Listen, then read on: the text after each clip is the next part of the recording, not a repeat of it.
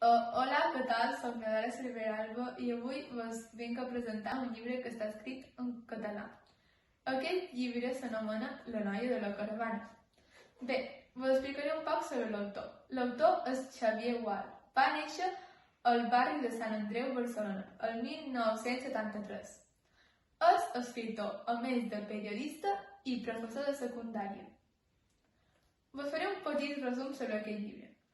La Laura, una nena de 16 anys, marxa de campament amb en Quilam.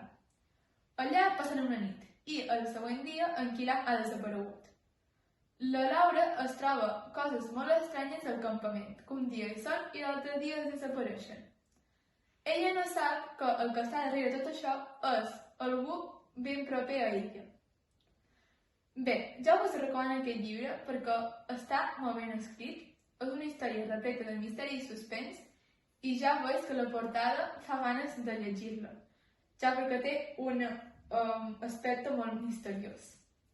Ja m'ha agradat molt i vos espero que ho llegiu. Gràcies.